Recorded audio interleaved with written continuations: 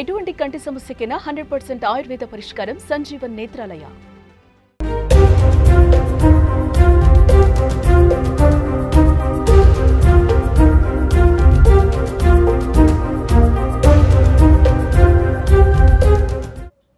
అందరికీ నమస్కారం. నేను Swaroopa Potlapalli. Welcome to Suman TV. ప్రకృతి కన్నెర్ర చేస్తోంది. భారీ వరదలు, వర్షాలు, అలాగే కొండ చర్యలు విరిగిపడడం, మేఘ విస్ఫోటనాల రూపంలో ప్రజలను భయపెడుతోంది. అసలు ఈ ప్రకృతి విలయాలు, వైపరీత్యాలన్నీ మనుషులు చేసిన పాపాలే వీటి రూపంలో కనిపిస్తున్నాయా అనే ఆందోళనలు కూడా మొదలవుతున్నాయి. ప్రస్తుతం నాతో పాటు ఉన్నారు స్పిరిచువల్ హీలర్ వనజ రామిశెట్టి గారు. ఆవిడతో మాట్లాడదాం. నమస్తే వనజ గారు. ఈ మధ్య కాలంలో ఆధ్యాత్మిక క్షేత్రాల్లో, పుణ్య స్థలాల్లో జరుగుతున్న మేఘ విస్ఫోటనాలని మీరు చూశారు. వాటన్నిటిని చూస్తున్నప్పుడు మీకు ఏమనిపించింది? ఎందుకంటే అవేమీ చిన్న స్థాయి కాదు, సడన్గా వచ్చేస్తున్నాయి, గ్రామాలనే కొట్టేస్తున్నాయి, మనుషులు వందల్లో గల్లంతైపోతున్నారు, అడ్రస్ లేకుండా పోతున్నారు. వీటి మీద మీ అభిప్రాయం ఏంటి? అంటే ఇక్కడ రెండు ఆస్పెక్ట్స్గా చూడాలండి. ఒకటి అంటే గవర్నమెంట్ ఏదైతే సరైన యాక్షన్స్ తీసుకోలేదో, అంటే ఇలాంటి న్యాచురల్ కెలామిటీస్, డిజాస్టర్స్ వచ్చినప్పుడు తగిన జాగ్రత్తలు తీసుకునే విధంగా ట్రైనింగ్ కానీ అక్కడున్న సెటప్ కానీ అవి లేవు. First and foremost thing. ఇప్పుడు నార్మల్గా మనకి ఇప్పుడు వచ్చే వర్షాలకు కూడా చూస్తే ఎక్కడ పడితే అక్కడ వాటర్ లాగ్స్ అవన్నీ అయిపోతుంటాయి. ఫస్ట్ మనం బ్లేమ్ టు ద గవర్నమెంట్. చాలా ప్లేసెస్లో అలాగే ఉంటుంది అనమాట. అయితే పిచ్చిగా పర్మిషన్స్ ఒకటి ఇచ్చేయడం, ఎక్కడ పడితే అక్కడ ఇల్లీగల్ కన్స్ట్రక్షన్స్ అవి చేసేయడము, ఇవి ఒకటి ఆస్పెక్ట్ ఆఫ్ ఇట్. సరే, ఇవన్నీ మనం నార్మల్గా చూసుకుంటే, స్పిరిచువల్ ఆస్పెక్ట్లో చూసుకుంటే కనుక ఇప్పుడు చాలామంది మాట్లాడుతున్నారు. బికాస్ మన కుంభమేళ అయినప్పుడు జరిగిన ఇల్లీగల్ యాక్టివిటీస్ ఏవైతే ఉన్నాయో రకరకాలుగా, ఒక 1 hour హోటల్ రూమ్లో ఉండాలి, జస్ట్ కేదార్నాథ్ అక్కడ వచ్చి ఇక్కడ కుంభమేళాలో స్నానం చేసుకొని వెళ్ళడానికి 20,000, 30,000, అక్కడ దానికి ఒక లిమిట్ లేదు కదా. అదంతా ఇల్లీగల్ ఎర్నింగ్సే కదా.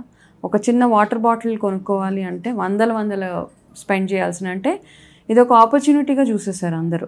ఇంకా అవకాశం అనమాట. అంటే జనాల దగ్గర నుంచి డబ్బులు లూటీ చేయడానికి ఏ లెవెల్ అయినా కానీ. ఇప్పుడు చాలామంది అంటారు మేము సంపాదించుకోవాలి కదా అని. కాకపోతే రైట్ఫుల్గా సంపాదించుకోవాలి ఎవరైనా కానీ, ఏ డబ్బులైనా కానీ. డబ్బులు సంపాదించుకోవాలి అనుకోవడంలో తప్పు లేదు, కానీ ఎంతవరకు అవసరం. ఇప్పుడు చాలా ఇప్పుడు కుంభమేళాకి వెళ్ళారంటే ద రిచెస్ట్ పర్సన్ ఆల్సో ఎంతో కొంత డిస్కంఫర్ట్కి లోన్ అయ్యారు. అక్కడ ఆ జనాల మధ్యలో వెళ్ళాలి, ఆ డిస్కంఫర్ట్ వెళ్ళాలి. అట్లాంటి వాళ్ళ దగ్గర అంత అంటే మోనోపోలి అంటే ఎవరికి నోటికి ఎంత వస్తే అంత.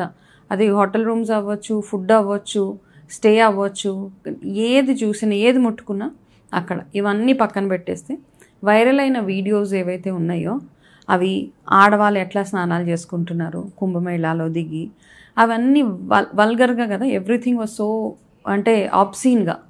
ఇంకా ఒక అమ్మాయిది చాలా వైరల్ చేసేసారు కంప్లీట్గా. మోనాలిసా సెలబ్రిటీ చేసేసారు.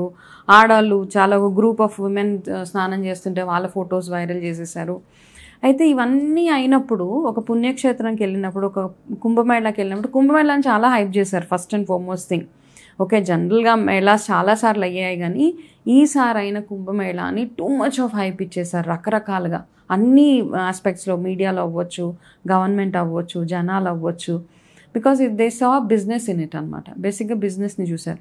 కానీ భగవంతుడు, నేచరు చూస్తూ ఊరుకోదు కదా ఏదైనా కానీ. ఒక్క వాష్ ఆఫ్ అనమాట.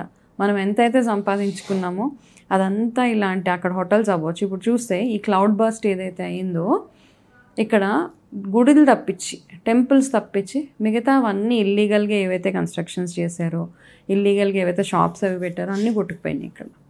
So that it self says that మనము ఇంతకుముందులాగా ఎప్పుడో నెక్స్ట్ జన్మలో పనిష్మెంట్స్ లేవు. ఎప్పుడుదప్పుడే అయిపోతుంది అనమాట. కలియుగమో ఏమో మరి, ఎప్పుడుదప్పుడే క్లియర్ అయిపోతుంది అనమాట. మనం ఇలా చేస్తే వెంటనే దానికి రిజల్ట్ భగవంతుడు ఈ రూపంలో చూపిస్తాడు. మనం అంటాం ప్రకృతి కన్నెర్ర చేసింది, అమ్మవారు కన్నెర్ర చేసింది అట్లా అంటూ ఉంటాం, కానీ కన్నెర్ర చేయడం కంటే కూడా ఒక కైండ్ ఆఫ్ అ క్లెన్జింగ్ అనమాట. మనం బాడీని ఎలాగైతే డీటాక్స్ చేసేస్తున్నామో, భగవంతుడు ఇలాంటివన్నీ చేసి నేచర్ని కూడా డీటాక్స్ చేసేసి ఒక వార్నింగ్ ఇస్తున్నారు. దాని నుంచి మనం తెలుసుకోవాలి.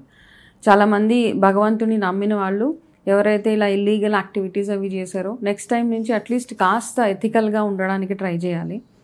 రెండోది, గవర్నమెంట్ పరంగా చూసుకున్న, సేఫ్టీ అండ్ సెక్యూరిటీ పరంగా చూసుకున్న, ఇలాంటివి వచ్చినప్పుడు ముందే కాస్త అంచనాలు ప్రాపర్గా చేసుకుని ఎటువంటి సేఫ్టీ తీసుకోవాలో రెండు ఆస్పెక్ట్స్లో చూసుకోవాలి మనం ఇది. వనజ గారు మీరు అన్నది కరెక్టే. ఒకప్పుడు కాశీకి వెళ్ళడం అంటే కాటికి వెళ్ళినట్టే అనుకునేవాళ్ళు, కానీ ఇప్పుడు వారణాసికి ఎలా వెళ్తున్నారు? అసలు ఒక పుణ్యక్షేత్రానికి ఆధ్యాత్మిక ప్రాంతానికి వెళ్ళాలి అంటే ఎంత భక్తి శ్రద్ధలతో వెళ్ళాలి, కానీ ఇప్పుడంతా ఎంజాయ్మెంటే కనిపిస్తుంది. ఇందాక మీరు కూడా కోట్ చేశారు, మోనాలిసా అనే అమ్మాయి వెనక అసలు మహాకుంభమేళ పవిత్రతని వదిలేసి ఆ అమ్మాయి వెనకబడ్డారు జనం. అఘోరాలు ఎలా ఉన్నారు, వాళ్ళ హెయిర్ స్టైల్స్ ఎలా ఉన్నాయి, వీటి మీదే ఎక్కువగా ధ్యానం, వాళ్ళ ధ్యాస అంతా కూడా కేంద్రీకృతమైనట్టుగా కనిపిస్తోంది.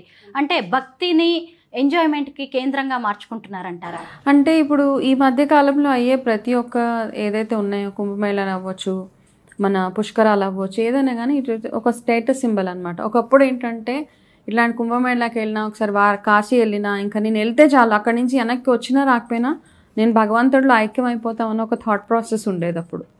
కానీ ఇప్పుడు ఎట్లా అంటే అక్కడికి వెళ్ళామా లేదా స్టేటస్ అనమాట. నేను ఎంత బాగా వెళ్ళాను, నాకు ఎంత బాగా దర్శనం అయింది, నన్ను ఎంత రాయల్గా నేను వెళ్ళగలిగాను, ఎంత ఫెసిలిటీస్ తోటి నేను వెళ్ళగలిగాను, ఇవంతా హైప్ ఇచ్చుకోవడమే తప్పిస్తే నిజంగా భక్తితోటి ఎవరు వెళ్ళట్లేదండి. చాలామంది ఒక ఫన్, ఒక ఎంటర్టైన్మెంట్, గ్రూప్ యాక్టివిటీస్లో అక్కడికి వెళ్తూ కూడా స్మోకింగ్ చేసుకుంటూ, డ్రింకింగ్ చేసుకుంటూ వెళ్తున్నారు. ఇవన్నీ ఉన్నాయి. ఒకప్పుడు కాశీ వెళ్ళడం అంటే అన్నీ వదిలేసే వాళ్ళు, కాళ్ళకి చెప్పులు లేకుండా భోజనం, ఒక పూటే భోజనం చేస్తూ, దారిలో కనిపించిన వాళ్ళందరికీ అన్నదానాలు అవి చేస్తూ, ఒకవేళ సక్సెస్ఫుల్గా వారణాసి వెళ్ళి వెనక్కి వస్తే వాళ్ళందరినీ పిలిచి భోజనాలు పెట్టి ఆ వారణాసి కాశీ వెళ్ళిన వాళ్ళందరినీ ఒక నిజంగా భగవంతుడిని చూసినట్టు ట్రీట్ చేసి వాళ్ళ ఇళ్ళకి వెళ్ళి వాళ్ళ కాళ్ళకి దండం పెట్టి ఇంత ప్రొసీజర్ ఉండేది. ఇప్పుడంటే ఎవ్రీథింగ్ ఈజ్ ఈజీ. కాకపోతే ఆ ఈజీలో మనం ఏం చేస్తున్నామంటే ఈ ఆధ్యాత్మికతను పక్కన పెట్టేసి, ఏదైతే పర్పస్కి వెళ్ళామో ఆ పర్పస్ని పక్కన పెట్టేసి మిగతా అవన్నీ కదా, ప్రతి ఒక్క నిమిషం మనం updating in the social media ఇవన్నీ చేస్తున్నప్పుడు మనం 100 సార్లు వెళ్ళినా మనకు ఆ పుణ్యం దక్కదు. అప్పట్లో ఒక్కసారి వెళ్తే చాలు, కాశీకి ఒక్కసారి జీవితంలో ఒక్కసారి కాశీ వెళ్ళొస్తే మనకు అంత పుణ్యం వస్తుందని చెప్పేవారు. ఇప్పుడు మీరు 100 సార్లు వెళ్ళండి ఇవన్నీ చేస్తూ, పుణ్యం రాదు, ఏమీ రాదు. ఇట్స్ జస్ట్ అ విజిట్ అనమాట. అన్నీ ఎలాగైతే టూరిజం ప్లేస్ లాగా చేసి పాడేశారు కాశీని కూడా, అంతే. ఉత్తరాఖండ్ దేవ్ భూమి అంటారు. గుళ్ళు, గోపురాలు, అసలు అక్కడ ఉండే ప్రకృతి రమణీయత, అక్కడికి వెళ్ళాము, అడుగు పెట్టాము అంటే చాలు దేవుణ్ణి చూడడంతో పాటు అబ్బా జీవితం ఇలా ఉండాలి అనిపిస్తూ ఉంటుంది. అలాంటి చోట 2013లో వచ్చిన వరదలు మామూలువి కాదు. అయితే ఈ మధ్య కాలంలో కూడా మళ్ళీ మేఘ విస్ఫోటనాలు జరుగుతూ ఉన్నాయి. అంటే గొప్పగా హాయిగా ఉన్న ప్రకృతిని మనమే వెళ్ళిపోయి ఆధ్యాత్మికత, దేవుళ్ళు అనుకుంటూ అవసరానికి మించి హడావిడి చేసి ఇదంతా చేస్తున్నామంటారా? ఎగ్జాక్ట్లీ కదా. ఇప్పుడు ఎంత ప్రతి ఒక్క దాంట్లో నేను చెప్పినట్టు బిజినెస్ మాత్రమే చూస్తున్నామండి, సంపాదన ఒకటే చూస్తున్నాం. అక్కడ money, how can I mint money, అక్కడ వరకు. ఎందుకంటే ఇప్పుడు చూడండి, ఒక ఫెస్టివల్ రానివ్వండి, ఒక 4 రోజుల్లో వినాయక చవితి ఉంది. ఆ వినాయక చవితి వచ్చినప్పుడు ప్రైజెస్ కానివ్వండి, నార్మల్గా మనకు రోజు 10 రూపాయలకు దొరికే పువ్వులు అవ్వచ్చు, ఏదైనా అవ్వచ్చు, 60, 70, అసలు నోటికి ఇంకా స్టాప్ లేదనమాట. మళ్ళీ మనమే వీడియోస్ చేస్తూ ఉంటాం, ఎవరి దగ్గర బార్గెయిన్ చేయకండి అనేసి. కాకపోతే ఒక లిమిట్ పెట్టాలి ఇట్లాంటి వాటికి. పూల ప్రైస్ కానివ్వచ్చు, మిగతావి ఏవైనా కానీ అవసరం కాబట్టి, అంటే అవసరానికి మించి హైప్ చేస్తున్నాం కాబట్టి వాళ్ళు కూడా అవకాశంగా తీసుకుంటున్నారు, అది ప్రతి ఒక్కటి. కాకపోతే ఇవన్నీ ఆస్పెక్ట్స్లో మీరు ఉత్తరాఖండ్ గురించి చెప్పారు 2013లో, అప్పుడు కూడా ఎక్కడ ఏది ఎలా వెళ్ళిపోయినా టెంపుల్ మాత్రం చెక్కు చెదరకుండా అలాగే ఉంది. కాబట్టి ఇవన్నిటిని మనం మళ్ళీ డివినిటీకే లింక్ చేయాల్సి వస్తుంది, భగవంతుడికే. భగవంతుడు అది నేచర్ కాబట్టి, ప్యూరిటీ కాబట్టి అసలు అన్షేకన్ అనమాట, ఎక్కడ కదలకుండా మెదలకుండా ఆ గుళ్ళన్నీ అలాగే ఉన్నాయి. మిగతావి ఏవైతే ఇల్లీగల్గా ఇన్వాల్వ్ అయ్యారో ప్రతి ఒక్కటి వెళ్ళిపోయింది కదా. అప్పుడు కూడా ఎంత డిజాస్టర్ అయినా టెంపుల్ ఇంత కూడా చెక్కు చెదరలేదు, మళ్ళీ నార్మల్గా అయిపోయింది. ఎట్లా ఉన్న టెంపుల్ అట్లా అయిపోయింది.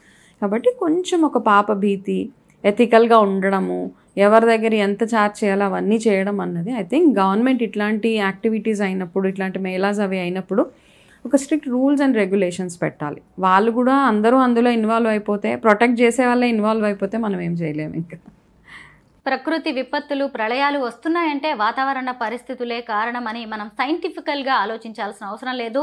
ఆధ్యాత్మికంగా మనం చేస్తున్న తప్పులేంటో కూడా మనం చూసుకోవాల్సిన అవసరం ఉంది.